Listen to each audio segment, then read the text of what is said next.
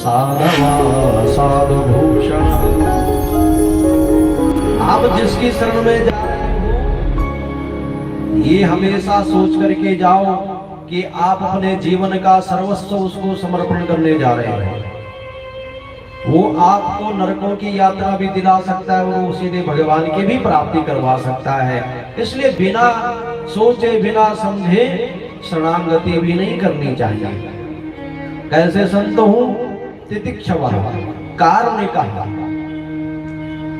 सुहृद सर्वदेहिना, सरल हृदय के शांत हो, करुणामयी हो, हर किसी पर करुणा। ऐसा नहीं कि मोटा यजमान है तो उसके ऊपर ज्यादा कृपा और अगर कमजोर यजमान है तो उसके ऊपर कम। जो बिना भेदभाव के हो। और संत का पहला लक्षण कि शांत जरूर हो। अगर शांत ही नहीं है तो फिर संत किस बात का। एक बार एक चौबे जी के यहाँ एक संत पहुंचे। जून का महीना भरी गर्मी। और जब संत पहुंचे संत कहते हैं कि बोले चौबे साहब आज आपके भाग्य खुल गए। बोले किस बात के लिए? क्योंकि आपके घर पे संत आ गए। चौबे जी कहते मुझे तो पता ही नहीं। अरे तुम्हें क्या पता होगा, हम बोल रहे हैं ना आज आपका भाग्य खुल गया। बोले अच्छा ठीक है महाराज, आप कह रहे हो तो मान लेते हैं। क्या खाना चाहते हो? जो आप खिलाओ। चौबे साहब ने कहा जो आप कहोगे वही खिलाएंगे। जब भाग्य खुल गए तो भाग्य को ढंग से ही खोल देंगे। जो आपका मन हो। बोले चौबे साहब मन तो मिर्च के पकोड़े खाने का है। बोले अच्छा जी बहुत बढ़िया बात है। अपनी धर्मपत्नी को कहा बोले खूब तीखी हरी मिर्च लेके आ और खूब तीखे पकोड़े बना दे। अब पकोड़े तलने शुरू हो गए। चौबे साहब ने कहा बोले महाराज आपके लिए पानी पुनी की व्यवस्था कर रखी है। आपने स्नान इत्यादि जो करना है वो आप करिए और जो संध्या वंदन भगवान का भजन पूजन आपने करना है वो करिए। चौबे साहब कहते हैं तो संत जी कहते हैं मैंने तो स्नान कर लिया। बोले कहाँ किया? अपनी मन की गंगा में। हम तो मन से ही सब कुछ कर लेते हैं। चौबे साहब को ये बात संत की अच्छी नहीं लगी। मन ही मन सोच रहे हैं कि जब तुम स्नान कर सकते हो तो पकौड़ी भी मन से ही खा लेते। स्नान तो मन से और खाने के लिए पकौड़े बने हुए चाहिए। बहुत सारे ऐसे हम तो बस वैसे ही ध्यान कर लेते हैं। अच्छा इतना है तुम्हारा ध्यान, इतना गहरा ध्यान तुम्हारा है कि तुम ध्यान ऐसे ही चलते चलते ध्यान करके और भगवान का भजन कर लो। बस मन में ही जप देते हैं। मन में जपते जपते तो बहुत लंबा समय का बाद की बात है। जब अंग अंग में वो परमात्मा हो तब जाकर के कहो कि हाँ हम मन में ही जप लेते हैं। जब सुदामा जैसी स्थिति हो जाए कि वो अहर्निश भगवान के दर्शन करते हैं अपने मन में, तब कहो ना कि हाँ हम मन से जपते हैं। मन को थोड़ा सा भाया नहीं, खूब पकोड़े खिलाए। संत ने कहा बोले आज चौबे साहब रात्रि को आपके यहाँ रुकेंगे। चौबे साहब ने कहा बोले तो और भाग्य हमारा खुल गया, आप हमारे यहाँ रुको। रात को भी खूब मिर्च वाला भोजन खिला करके स्वामी जी के बिस्तर बुस्तर लगाया, कमरे के अंदर सुलाया, बाहर से कुंडी बंद कर दी। बाहर से कुंडी बंद करी तो संत को पता लगा नहीं। मिर्च के पकोड़े खाए थे रात को तो करेंगे फिर तमाशा खड़ा। अब मिर्च के पकोड़ों ने वो जलन पेट में पैदा की। इतनी प्यास लगी चौबे साहब संत जी को। सारा लाइट जला करके देखते हैं कि कहीं पानी रखा हो। चौबे साहब ने जानबूझ करके नहीं रखा। खूब दरवाजा पीटा, अरे चौबे बाहर निकल, संत को प्यास लगी है। वो अपना परिचय भी स्वयं ही देते हैं कि हम संत हैं। अब चौबे जी ने जानबूझ करके 2-3 घंटे तक सुना ही नहीं। अब इतनी तड़प हो गई, खूब दरवाजा पीटा। चौबे ने बाहर से आवाज दी, महाराज क्या बात हो गई? बोले होना तेरा सिर, इतना अपमान एक संत का, एक लोटा पानी तक नहीं रखा तूने यहाँ। बोले महाराज किस लिए, क्या रात्रि को प्यास नहीं लगती है किसी को? बोले महाराज मैंने तो सोचा कि जिस मन की गंगा से आप नहा लिए, क्या उसमें एक लोटा पानी पीने के लिए भी नहीं बचा? संत ने कहा क्षमा करो मेरे से गलती हो गई। चौबे साहब कहते हैं क्यों ये ड्रामेबाजी, क्यों ये पाखंड? या तो तुम्हारी मानसी गंगा इतनी प्रगाढ़ है कि आप उससे पानी पी भी सको, अब तो बात भी है। वैसे मानसी पूजा का खैर बहुत बहुत महत्व है, लेकिन ये प्रसंग यहाँ का नहीं है। संत ऐसा हो जो शांत हो। कि कबीरा खड़ा बाजार में मांगी सबकी खैर, ना काहू से दोस्ती ना काहू से बैर। संत के लिए तो सब बराबर है। बाबा तुलसीदास जी तो कहते हैं संत कैसे हो? संत हृदय नभ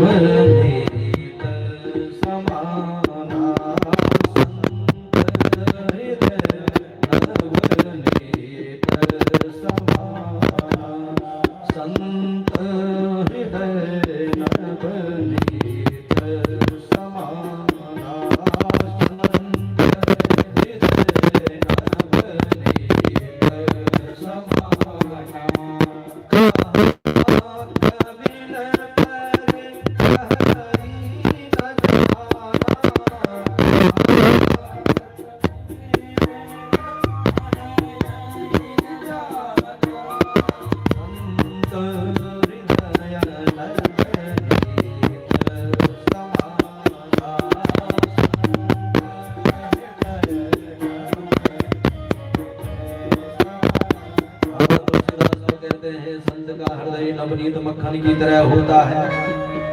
लेकिन फिर भी बात में कह दिया, कहा कभी न पर कहीं न जाना। यानी संत का हृदय तो मक्खन से भी ज्यादा कोमल होता है। क्यों? अरे मक्खन को तो जब आंच दो तब पिघलता है, जब वो स्वयं गर्म होता तब पिघलेगा। संत का हृदय तो दूसरे को आंच देने से पिघल जाता है। यानी दूसरे के दुखों से दुखी होते हैं वो संत है।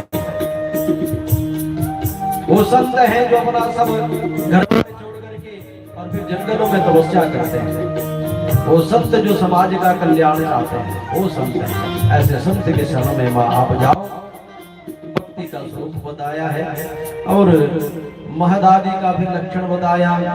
उसके पश्चात प्रकृति इत्यादि का भेद बताते हुए मोक्ष योग इत्यादि के लक्षण बताए और उसके बाद बताया कि भक्ति कितनी प्रकार की है। 3 प्रकार की भक्ति है। एक है सात्विक भक्ति, एक है राजसी भक्ति और एक है तामसी भक्ति। हमारे जीवन में हर कोई चीज 3 प्रकार की ही है। भोजन भी राजसिक, सात्विक और तामसिक, वस्त्र भी राजसी, तामसी और सात्विक। हर कोई चीज 3 प्रकार की हमारे जीवन में है और बस यही भेद है सारे के सारे। अगर हम खेल समझे तो जैसा खाओ अन्न वैसा होगा मन, मन की प्रवृत्ति उसी प्रकार होती है। जैसा आप पहनोगे वैसे आपका स्वभाव भी दिखेगा। भक्ति भी उसी प्रकार की। एक भक्ति वो जो तामसिक प्रवृत्ति की भक्ति है, कहीं पर बलि दे दी, जीव हत्या कर दी, ऐसी भक्ति की दूसरे को नुकसान ही पहुंचा दिया, वो तामसिक भक्ति है जिसमें तमो गुण भरा पड़ा है। एक राजसी भक्ति जो बीच का रास्ता है, यानी भक्त अपना भी सोच रहा है भला तो पूजा पाठ की तरफ भी है, वो राजसी भक्ति है कि जीव भी ज्यादा ढीली ना हो और भगवान का भजन भी हो जाए, शरीर को भी ज्यादा परिश्रम ना हो, भगवान का भजन हो जाए। ज्यादा चीजें हम छोड़ नहीं सकते लेकिन चलो मांस मदिरा छोड़ सकते हैं, तो वो राजसी भक्ति। और एक है सात्विक भक्ति जिसमें पूर्ण शास्त्र अनुसार सब कुछ त्याग करके जब भक्त भगवान के चरण में चला जाता है, सर्वस्व समर्पण करके, वो भगवान की सात्विक भक्ति, जिसमें भगवान का ही सर्वस्व है, भगवान का ही सब कुछ है, भगवान का ही मैं हूँ, भगवान को ही जाकर के मुझे प्राप्त होना है, वो सात्विक भक्ति। घाटा हुआ भगवान का, फायदा हुआ भगवान का, पाप लगा भगवान को, पुण्य हो तो भगवान को, अपना कुछ है ही नहीं। हम तो इस शरीर से साधन कर रहे हैं, वो राजसिक सात्विक भक्ति मार्ग।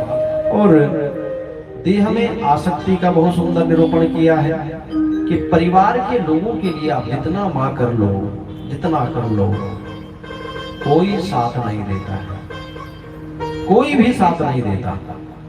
अभी भी विचार करके देखिए, जब तक किसी के साथ आपका संबंध है, और वो संबंध भी जब तक आप किसी को फायदा पहुंचा रहे हो, कभी आपने कल्पना की है कोई जवान मर जाए उसके लिए रोना बिल्कुल अलग है, और कोई बूढ़ा मर जाए उसके लिए रोना अलग? क्यों? ये फर्क क्यों? रोएगा कौन? जो उसके जितने हितैषी होंगे उतना ज्यादा रोता रहेगा। और कभी भी देखना, ये तो मेरे लिए ऐसा था, ये मेरे लिए वैसा था, इसने ये किया, उसने वो किया, यानी जो कर रहा है उसके लिए रो रहे हैं। कभी सड़क पर कोई मर गया और रोए हैं कभी? ए बेचारा मर गया, क्यों? क्योंकि उससे कोई लालच ही नहीं है। अगर लालच हो तब तो उसके लिए भी रोए, और जब लालच ही नहीं है तो रोए भी क्यों? कि हे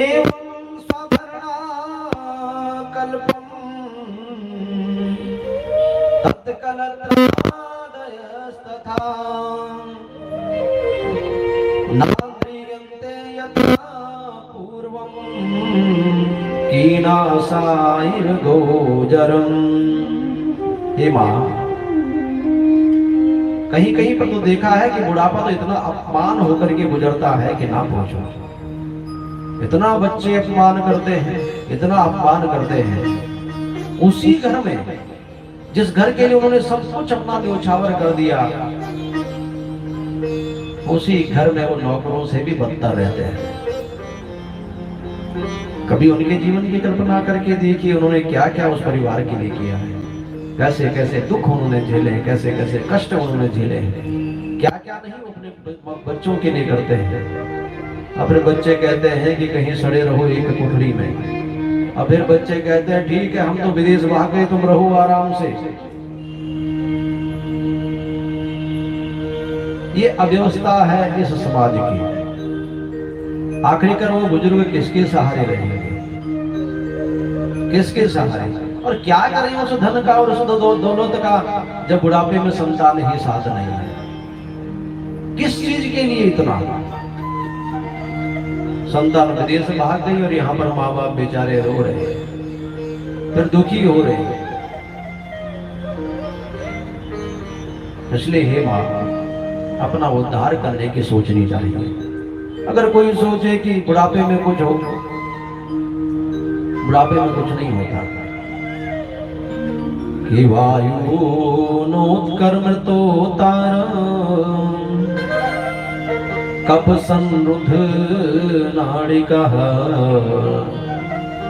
कास श्वास कृतायासः, कंठे घुरघुरायते। बुढ़ापा तो सच बताए, अपना ही शरीर संभाला जाए वही बहुत है।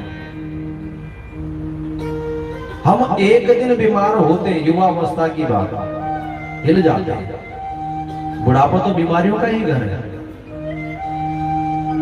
कमर दर्द, सर्दी, जुकाम, कमर झुक गई, हाथ पैरों में दर्द हो रहा है, कहां से भगवान का भजन हो? कंठे घुरघुरायते। बुढ़ापे में तो बस वो कंठ ही घुरघुर करता है, भगवान का भजन कहां से निकलेगा? इसलिए हे मां, जब तक आप शरीर से स्वस्थ हो तब तक अपना भी कल्याण करो। ये प्रथम कार्य है हमारा। सुभद्रा जी को भगवान ने कहा, जब कुंती जी ने कहा कि तुम तो भगवान हो, भगवान ने कहा मांगो। तो कुंती बुआ तो कहते कि विपदा संतो नाश शाश्वत तत्र तत्र जगत गुरु। हे प्रभु, अगर देना ही चाहते हो, कल के प्रसंग में आपने सुना है कि विपदा ही विपदा दो जीवन में, ताकि आपके दर्शन हो सके। सुभद्रा खड़ी थी, युवा अवस्था है, भगवान की सगी बहन है। सुभद्रा के समक्ष गए, सुभद्रा तुम कुछ मांग, इतना जीवन तुमने संघर्ष में ही गुजारा है, जंगलों में गुजारा है, अब कुछ मांग। सुभद्रा ने कहा, बोले भैया देना चाहते हो? बोले बिल्कुल बिल्कुल, जो तुम मांगेगी वो दूंगा, और भगवान के रूप में दूंगा। कृष्ण त्वदीय पद पंकज पंजरांते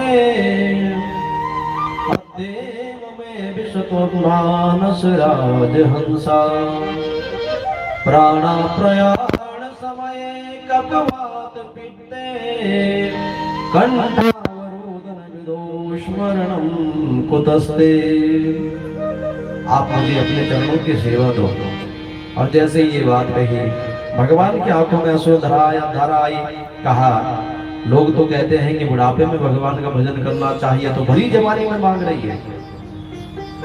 सुभद्रा कहती है, भैया आप जगत के नारायण हो ना, बताओ किसको दे रखा है सर्टिफिकेट कि तुम 80 साल जी जाओगे? है किसी के पास? तुम 100 साल तक निकल जाओगे? अगर है कोई तो बता दो कि हाँ, हमें परमात्मा ने दिया है। बल्कि उल्टा सर्टिफिकेट ये दे रखा है, प्रमाण पत्र है कि तुम एक दिन मरोगे ही मरोगे, ये पक्का है, इससे कोई नहीं बच सकता। लेकिन जीने की किसी को 1 सेकंड की गारंटी नहीं है, 1 सेकंड की भी। कभी भी कहीं पर मर सकते हो, मौत के 36 बहाने हैं। इसलिए भैया, जब तक जीवन है, और जो परम धन है, वो धन जितना कमाया जा सके उतना कमाने की कोशिश करो। और वो धन है परमात्मा रूपी, वो धन है पुण्य। आप पुण्य जितने अर्जित कर सकते हो उतने करो। इसलिए हे मां, अभी से ही मन को भगवान के चरणों में निग्रह करो। अगर अभी नहीं करोगे तो बुढ़ापे में भी कुछ हाथ नहीं लगने वाला। माँ समझ गई। माँ ने कहा, बस मैं भी अब संन्यास धारण करती हूँ, और तीर्थ स्कंद भगवान के चरणों में समर्पित। पंचम स्कंद में, चतुर्थ स्कंद में कथा